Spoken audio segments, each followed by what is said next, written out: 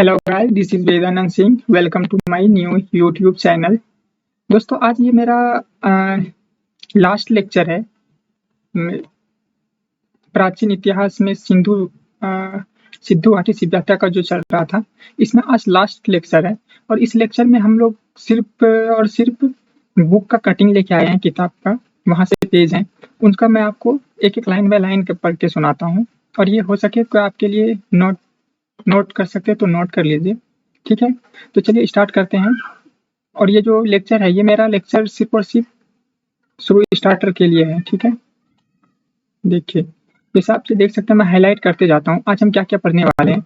आज हम लोग पढ़ने वाले हैं सिंधु घाटी सभ्यता के बारे में, जो पूरा संक्षिप्त में अभी तक के वीडियोज में जो भी हम डिस्कस किए हैं, आज उनका सबका एक तरह से ये पूरा संक्षिप्त विवरण है, ठीक है। देखिए, सबसे पहले हम क्या है, सिंधु घाटी सभ्यता के बारे में पढ़ रहे हैं, ठीक है।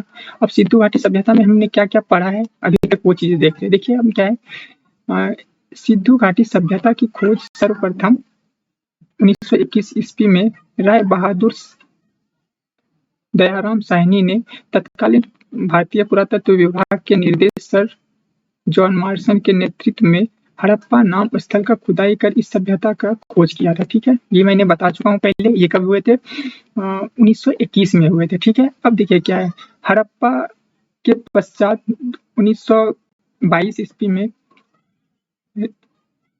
राखलाम दास बनर्जी ने मोहनजोदड़ो नामक स्थल की खोज की थी, ठीक है। आप ये लाइन बाय लाइन देखते जाइए, इसमें आपके बहुत सारे रिवीजन हो जाएंगे, पूरी लेसन का रिवीजन हो जाएंगे। उसके बाद फिर मैं लेक्चर लूंगा दूसरे टॉपिक्स का, ठीक है। देखिए क्या है, रेडियो कार्बन, जिसको C14 करके है, जिससे हमको C14 से मैंने बताया कि इससे हमको एज का पता चलता है किसी भी चीज का। इससे क्या हुआ था कि रेडियो कार्बन के विश्लेषण पद्धति के द्वारा हिंदू घाटी सभ्यता का सर्वमान्य तिथि 2350 ईस्वी पूर्व से 1750 ईस्वी पूर्व मानी गई है, ठीक है। हम एनसीईआरटी में जो है, एनसीईआरटी में हम लोग मान के चलते हैं कि ये 2500 से 1700 ईस्वी के बीसी के बीच हुए थे, ठीक है। हम एनसीईआरटी को फॉलो कर रहे हैं। आप ये याद रखिए, हम लोग जो भी डिस्कस कर रहे हैं ये एनसीईआरटी पे है, ठीक है। अब देखिए नेक्स्ट पॉइंट क्या है, सिंधु घाटी सभ्यता के अन्य नदी, ठीक है। इसमें क्या कौन कौन से नदी थे, घाटियां, विस्तृत रूप का पता चलने का कारण इसे हड़प्पा सभ्यता के नाम से अधिक जाना जाता है, ठीक है। हड़प्पा को इस नगरीय सभ्यता का प्रथम उत्खनन स्थल होने का कारण इस सभ्यता को हड़प्पा सभ्यता के नाम से भी जाना जाता है, ठीक है। अब ये क्या है कि यह सभ्यता को कांस्ययुगीन सभ्यता भी भारत में सर्वाधिक सिंधव स्थल गुजरात में है, ठीक है। सिंधव, ये जो मैंने आपको पहले पढ़ाया था, ये सिंधव नाम का जो एक स्थल है सिंधु घाटी सभ्यता का। सिंधु घाटी सभ्यता इसका जो है ना, ये कहाँ गुजरात में पड़ते हैं। आप ये देखिए मैप में, पहले से ये मैप जो है ना, ये यहाँ लास्ट लेक्चर में बताया था, ये इंडिया, अफगानिस्तान, पाकिस्तान, ये जो है ना, ये चीजें हम आपको बताए थे कैसे ये जो, जैसे ये मैंने आपको बताया था कि इसमें यहाँ से क्या थे, यहाँ थे मेरा मांडा नाम का था, यहाँ आलमगीर था जो यूपी में पड़ते हैं। इस तरह से इसमें चारों, मैंने लास्ट लेक्चर में बताया, ये मैप वही है, ठीक है। मैं सिर्फ और सिर्फ बुक का कटिंग लेके आया हूँ कि आप देखिए बुक्स में भी देखते हैं तो यहाँ के आपके पॉइंट्स नोट्स हो सकते हैं, ठीक है। अब देखिए दूसरा क्या है, दूसरा है यहाँ सिंधु घाटी सभ्यता के प्रमुख स्थल में, ठीक है। हाँ, आप ये ध्यान दीजिए, सिंधु घाटी सभ्यता का जो प्रमुख स्थल है, इसमें हम बातें करते हैं। देखिए क्या है, सबसे पहले मैंने जैसे बताया था, सबसे पहला था क्या, सबसे पहला था हड़प्पा सिविलाइजेशन, जो हड़प्पा हड़प्पा सभ्यता। इसमें देखिए क्या है, इसमें हड़प्पा स्थल पंजाब, जो आज के पाकिस्तान में है, के मंटोगोमरी जिले में स्थित है। हड़प्पा के टीले का सर्वप्रथम जानकारी चार्ल्स मैसन ने 1826 में दी, ठीक है। अब देखिए क्या है, 1921 में दयाराम साहनी ने इसका सर्वेक्षण किया और 1923 में इसका नियमित उत्खनन आरंभ हुआ। 1926 में माधी स्वरूप वत्स ने तथा 1946 में मार्टिमल हविलर ने व्यापार स्तर पर उत्खनन कराया। अब देखिए क्या, यहाँ से हमें निम्नलिखित तथ्यों के मिले हैं, जिस 6 अन्नागार, जो कि हमारे ये अन्नागार का जो ये बड़े अन्नागार थे, इसमें क्या थे, ये डायमेंशन दिए हुए हैं, जिनका सम्मिलित क्षेत्र पर मोहनजोदड़ो से प्राप्त विशाल अन्नागार 838 वर्ग मीटर में थे बराबर है। और यहाँ क्या है, श्रमिक आवास ईंटों के वृत्ताकार चबूतरे जिनका उपयोग फसल को दबाने के लिए होता था, गेहूं जौ के दाने। ठीक है, अब देखिए दूसरा क्या था इंपॉर्टेंट स्थल में मोहनजोदड़ो। मोहनजोदड़ो में क्या, ये सिंधी में इसका शाब्दिक अर्थ मृतकों का टीला है। ठीक है, यह सिंधी जो पाकिस्तान में है, सिंध से लरकाना जिले में सिंधु तट पर स्थित है। सर्वप्रथम इसकी खोज आर.डी. बनर्जी ने 1922 में की थी। 1922 से 30 तक सर जॉन मार्शल के नेतृत्व में विभिन्न पुराविधि के उत्खनन किया। प्राप्त साक्ष्यों से पता चलता है कि यह शहर स्रोतों के उजड़ कर बसा था।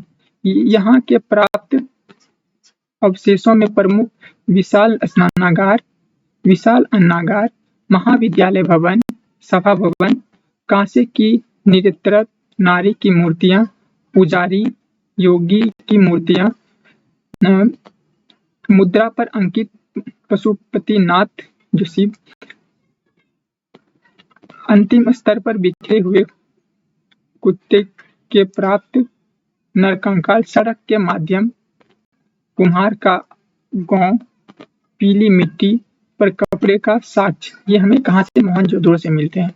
ठीक है, अब देखिए जैसे है, अब चंद्रद्रोह से कहाँ से क्या मिलते हैं। चंद्रद्रोह स्थल की सर्वप्रथम खोज एन.आर. मजूमदार ने 1921 में की थी। 1935 में इसका उत्खनन मैके ने किया। यहाँ संबल संस्कृति के अतिरिक्त अन्य पाक हड़प्पा सभ्यता, जिसे झोकर संस्कृति और झांगर संस्कृति कहते हैं, के अलावे अवशेष मिले हैं। यहीं के निवासी मुख्यतः कुशल कारीगर थे। इसकी पुष्टि इस बात से हो जाती है कि यहाँ मन के सांप, अस्थि तथा मुद्रक बनने के प्रमुख केंद्र था। यहाँ से प्राप्त अवशेषों से मुख्य प्रमुख हैं अलंकृत हाथी, खिलौने, एक कुत्ते के बिल्ली का पीछा करते हुए पग चिन्ह। यहाँ किसी दुर्ग का अस्तित्व नहीं मिला है। ठीक है, अब देखिए लोथल। लोथल अहमदाबाद जिले गुजरात में सरागवल ग्राम में स्थित इस स्थल की सर्वप्रथम खोज डॉक्टर एस.आर. राव ने 1954 में की थी। सागर तट पर स्थित यह पश्चिम एशिया से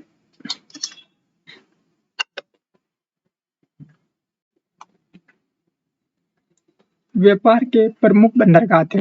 यहाँ से प्राप्त अवशेषों से प्रमुख बंदरगाह जो ये पूछे जाते हैं, मन के बनाने का कारखाना, धान चावल का साक्ष्य, पारस की मोहर, घोड़े की लघु मूर्ति।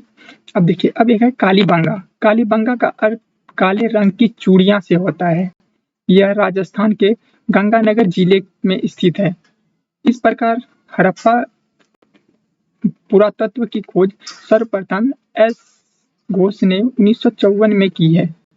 यहाँ से प्राप्त अवशेषों में प्रमुख हैं हल के निशान, जूते हुए खेत, ईंटे से निर्मित चबूतरे, हवन कुंड, अन्नागार, घरों के निर्माण की कच्ची ईंटें का प्रयोग। यहाँ दो संस्कृतियां अस्थायी है, हड़प्पा पूर्व और हड़प्पा कालीन के दर्शन होते हैं। ठीक है, अब ये बनवाली हरियाणा के हिसार जिले में स्थित इस पुरास्थल को खोज आर.ए. विश ने 1973 में की। यहाँ पाक हड़प्पा संस्कृति दोनों चिन्ह दृष्टिगोचर होते हैं। मोहनजोदड़ो ही यहाँ एक कुशल यौगिक शहर था। यहाँ पक्की ईंटों के प्रयोग किया जाता था। प्राप्त अवशेषों में प्रमुख है हल की आकृति। उसके बाद फिर क्या है, आकृति के रूप में दूसरे जौ, तिल, सरसों का ढेर और सड़कों के और जलों का निकाय अवशेष यहाँ से बनवाली जी हरियाणा में यहाँ से मिले थे। उसके है सुतकांग डोर। सुतकांग डोर ये सांगप सभ्यता से पश्चिम निर्धारित करता है। यह पूरा स्थल पाकिस्तान के बलूचिस्तान प्रांत में स्थित है। सर्वप्रथम इसकी खोज एस स्टीन ने 1927 में की। बेबीलोन के साथ व्यापार में इस बंदरगाह का ने महत्वपूर्ण निभाई। प्रमुख अवशेषों में प्रमुख मानव अस्त्र भरा का बर्तन, तांबे की कुल्हाड़ी, मिट्टी निर्मित चूड़ियां, बर्तन। इसमें एक आलमगीरपुर ये उत्तर प्रदेश में के मेरठ जिले में स्थित इस परास्तर की खोज 1958 में की। संगम सभ्यता का पूर्व छोर निर्धारित करता है। यह स्थल हड़प्पा संस्कृति के अंतिम अवस्था से संबंधित है। उल्लेखनीय है यहाँ से अभी एक भी मुहर प्राप्त नहीं हुई। एक है सुकोत्रा, गुजरात के कच्छ जिले से में स्थित यह एक स्थल सर्वप्रथम खोज कुलपति जोशी ने 1964 में की। यह स्थल संगम संस्कृति के पतन काल से दृष्टिकोण करता है। यहाँ के अवशेषों से प्रमुख हैं घोड़े की अस्थियां, एक विशेष प्रकार का कब्रगाह। अब देखिए एक जो ये है रंगपुर ये प्रमुख स्थलों में थे। यह स्थल गुजरात के अहमदाबाद जिले में स्थित है। क्रैनोमा इनकी वजह खोज 1931 में एम.एस. वत्स तथा 1953 में एस.आर. राव ने की। यह सेंघब संस्कृति से उत्तरावतार के दर्शन होते हैं। उल्लेखनीय है कि यहाँ से प्राप्त अवशेषों में न कोई मुद्रा न ही मातृ देवी की मूर्ति प्राप्त हुई है। धान की भूसी का ढेर मिला है। ये याद रखिए कि रंगपुर से ये धान की भूसी यहाँ से हमें साक्ष्य मिले हैं। ठीक है, अब देखिए कि फिर क्या है नेक्स्ट। सिंधु घाटी सभ्यता। देखिए मैं आपको जो ये नोट्स लेके आया हूँ मेनली आपको कटिंग है पेपर के। अब देखिए क्या है सिंधु घाटी सभ्यता के बारे में। देखिए और क्या है, हड़प्पा सिविलाइजेशन जो हड़प्पा सभ्यता का समाज मातृत्वत्मक था। ये मैंने आपको सब अगले वीडियो में बता चुका हूँ, लास्ट वीडियो में। कृषि तथा पशुपालन के साथ साथ उद्योग एवं व्यापार भी अर्थव्यवस्था के मुख्य आधार थे। हड़प्पा सभ्यता के आधार जीवन का मुख्य आधार कृषि था। विश्व में सर्वप्रथम यही के निवासियों ने कपास की खेती प्रारंभ की थी। देखिए ये आपके लिए नए पॉइंट है कि अगर क्वेश्चन आते हैं कि विश्व में सबसे पहले कपास की खेती किस सभ्यता से मिली है, तो ये है हमारी सिंधु घाटी सभ्यता। ठीक है, मेसोपोटामिया में कपास के लिए सिंधु शब्द का प्रयोग किया जाता था। यूनानियों ने इसे सिंडन कहा, जो सिंधु का ही यूनान रूपांतरण है। हड़प्पा सभ्यता में आंतरिक तथा विदेशी दोनों प्रकार के व्यापार होता था। व्यापार वस्तु विनिमय के द्वारा होता था। पहले तो मुद्राएं तो थी नहीं, तो विनिमय कहने का है कि यहाँ जो है ना सामान के बदले सामान, आप गुड्स दे रहे हैं तो आपको गुड्स के उसके एक्सचेंज में वस्तु के एक्सचेंज में आपको वस्तु दिए जाएंगे। ठीक है, माप तौल की इकाई संभवतः 16 के अनुपात में थी। ठीक है, 16 के अनुपात मतलब जैसे कि ये जो हमारे जो माप होते थे ये 16 के बेसिस पे होते, जैसे आज के होते हैं इस तरह से नहीं पे, 16 के थे। उसके बाद हड़प्पा सभ्यता में प्रशासन संभवतः वणिक एवं द्वारा चलाया जाता था। इस सभ्यता में मातृदेव की उपासना का प्रमुख स्थान था। साथ ही पशुपति, लिंग, योनि, वृक्ष एवं पशुओं की भी पूजा की जाती थी। पशुओं में कुंवर वाला सांड सर्वाधिक महत्वपूर्ण पशु था और उसकी पूजा का प्रचलन था। इस काल में मंदिरों के अवशेष नहीं मिले हैं। यह सब सभ्यता के निवासी मिट्टी के बर्तन निर्माण, मोहरों का निर्माण, मूर्ति निर्माण आदि कलाओं से प्रवीण थे। ठीक है, मोहरें अधिकांश सेलखड़ी की बनी होती थी। हड़प्पा की लिपि हड़प्पा भाव चित्रात्मक लिपि थी। ये मैं आपको जो भी है ये मैं आपको बता चुका हूँ बुक में। उसके यह लिपि प्रथम पंक्ति में दाएं से बाएं तक, दूसरी पंक्ति बाएं से दाएं लिखी जाती है। इस लेखन पद्धति को विट्रोफेक्स कहा गया है। इसे अभी तक पढ़ा नहीं जा सकता है। हड़प्पा सभ्यता में शवों को दफनाने एवं जलाने का प्रथा प्रचलित थी। देखिए ये अब जो इसमें हमारे जो प्रमुख ये हैं, सिंधु काल में विदेशी व्यापार जो होते थे ये कहाँ से होते थे, ये आप याद रखिए, ये आपके लिए इम्पोर्टेंट है। ठीक है, देखिए आयातित वस्तुएं, जो हमारे वस्तु का जो है कहाँ से आते थे वस्तु और हम लोग कहाँ से लेते थे, विदेशी। अब देखिए तांबा, तांबा कहाँ से, खेतड़ी जो राजस्थान में है, बलूचिस्तान, ओमान। चांदी ये कहाँ से आते थे, अफगानिस्तान, ईरान। सोना कर्नाटक, अफगानिस्तान, ईरान। Tin Afghanistan, Iran.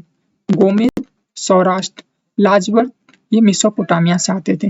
देखिए मैं जो ये आपको जो पेपर का नोट्स लेके आया हूँ ये बुक का, इसमें मैंने इस लगभग सब पॉइंट्स कवर कर लिए हैं। ठीक है, अब मुझे यहाँ से आगे सिंधु घाटी सभ्यता का क्लास लेने की जरूरत नहीं है, जो 1 डे एग्जाम वालों के लिए है। अब जो मेरा नेक्स्ट लेक्चर आएगा, नेक्स्ट लेक्चर सिंधु घाटी सभ्यता पे ही आएगा और वो हमारे मेनली होंगे, फोकस रहेंगे वो यूपीएससी वाले। ठीक है, अब जो मेरा जो लेक्चर आएंगे वो लेक्चर डिटेल्स में आएंगे। अभी तक जो हम डिस्कस किए थे 1 to 7th लेक्चर तक, इस लेक्चर तक, इसमें हम 1 डे एग्जाम वालों के लिए ही थे। अब जो मेरा लेक्चर आएंगे वो मेरा पूरा डिटेल में आएंगे लेक्चर, हर एक क्लास को हम डिटेल में पढ़ेंगे। ठीक है, और मैं चालू करूंगा, मैं चाहूंगा कि जल्दी ही कवर कर दूं ये। उसके बाद फिर हम आपको नए पॉलिटी में जाऊंगा, या तो फिर इस तरह से करके मैं सब सिलेबस वाइज में सब पूरा कवर करूंगा। ठीक है, थैंक यू, जय हिंद, जय भारत।